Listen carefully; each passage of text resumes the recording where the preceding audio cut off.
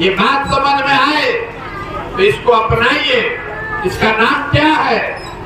जन सुराज। ये मोदी सुराज नहीं है, ये लालू नीतीश प्रशांत किशोर का सुराज नहीं है। नेताओं के लिए तो सुराज है ये है। नेता का लड़का बढ़िया स्कूल में पढ़ रहा है, नेताजी बीमार पड़ेंगे तो विदेश जाकर इलाज कराएंगे। नेता का लड़का 10वां भी नहीं पास किया तब भी वो मुख्यमंत्री बनेगा। आपका लड़का बीए कर लिया है तो भी उसको चपरासी भी नहीं का नौकरी नहीं मिलेगा। तो आपका स्थिति तब सुधरेगा जब आपका राज होगा, जनता का राज होगा। इसीलिए अपना घर परिवार सब छोड़ के सुबह से शाम तक पैदल चल रहे हैं। ये संकल्प लिए हैं कि बिहार के गांव-गांव जाएंगे और यहाँ के लोगों को हाथ जोड़ेंगे, समझाएंगे कि एक बार दल को छोड़िए, नेता को छोड़िए, विचारधारा को छोड़िए, देश और समाज की चिंता भी छोड़िए, एक बार अपने बच्चे की चिंता कीजिए, स्वार्थी बनिए। वोट के दिन अपना स्वार्थ देखिए, अपने बच्चे का स्वार्थ देखिए, तभी सुधरेगा, नहीं तो नहीं सुधरेगा, नहीं सुधर पाएगा बिहार। आप लिख के रखिए। राउर लड़का पढ़ लिख के घर में बेरोजगार बैठल बा, आपको वो नहीं दिख रहा है। आपके लड़के के शरीर पर कपड़ा नहीं है, नहीं दिख रहा है। आपको पाकिस्तान दिख रहा है, आपको चाइना दिख रहा है, आपको राम मंदिर दिख रहा है, तो कैसे सुधरेगा? नहीं सुधरेगा मेरे भाई। हाथ जोड़ रहे हैं सबको, घर घर जाकर हाथ जोड़ रहे हैं। एक बार जगिए, अपने लिए नहीं तो अपने बच्चों के लिए जगिए। और नहीं जगिएगा तो जिस गरीबी बदहाली में आपका जिंदगी बीता है, आपके बच्चों का जिंदगी भी उसी गरीबी बदहाली में बीतेगा। कोई बिहार को नहीं सुधार पाएगा। इसीलिए संकल्प लेकर निकले हैं और ये प्रयास कर रहे हैं कि जैसे आप फर्श पर जमी हुई काई छुड़ाते हैं, वह काई कैसे छुड़ाएगा? बैठ के ईटा से, झाड़ू से रगड़ रगड़ के छुड़ाना पड़ता है। उसी तरह हम गांव-गांव जाकर आपके दिमाग पर जो जाति का, धर्म का काई जमा दिया गया है, उसको छुड़ाने का प्रयास कर रहे हैं।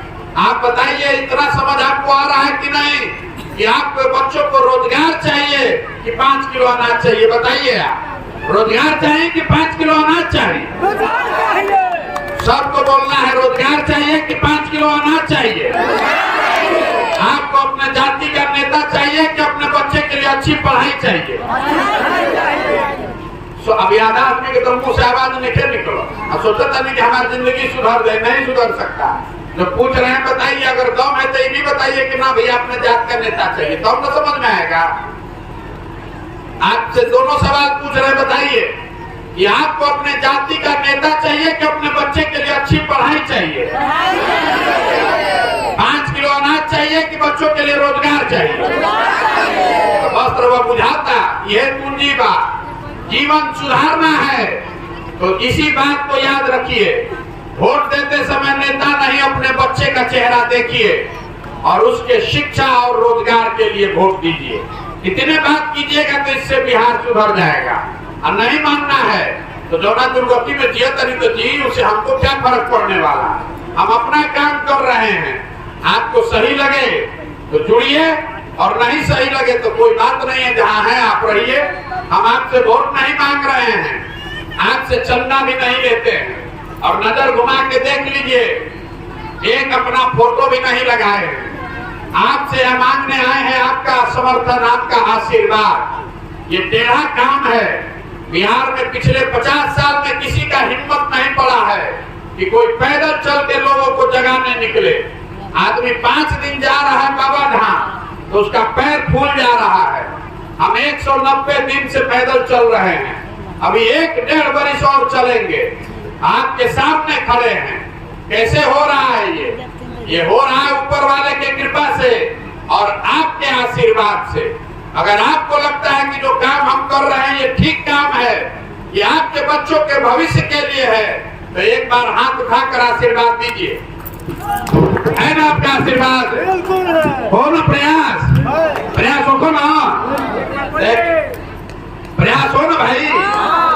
तो एक बार वैसे नारा लगवाई, मैं बोलूंगा जय बिहार, आपको बोलना है जय जय बिहार, जय बिहार।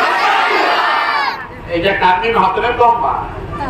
जय बिहार, जय बिहार, जय बिहार। तो आपसे हम ये नारा क्यों लगवा रहे हैं इसको समझिए। बिहार के बच्चे, आपके हमारे घर के लोग जब बिहार से बाहर जाते हैं, कोई पढ़ाई करने गया, कोई मजदूरी करने गया, तो बिहार के बाहर लोग कहते हैं बिहारी मतलब बुर्बक, बिहारी मतलब अनपढ़, बिहारी मतलब बेवकूफ। हर दिन पूरे भारत में बिहारी शब्द कहकर बिहार के लोगों को जलील किया जाता है, गाली दिया जाता है। हम लोग सब लोग बेवकूफ हैं, हम लोग सब बेवकूफ नहीं हैं। बिहार के लोग बेवकूफ नहीं हैं, यहाँ के नेताओं ने हम लोग को बेवकूफ बना दिया है।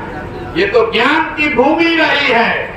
बिहार में देवताओं को भी आकर ज्ञान मिला है। आपके हमारे पूर्वजों ने इस देश में 1500 साल तक बिहार को सत्ता का, शासन का, शिक्षा का केंद्र बिंदु बनाया था। और आज हम लोग की दशा देखिए, हम लोग के बच्चों को पढ़ने के लिए, रोजगार के लिए पूरा भारत में मारल फिरे पड़ा था।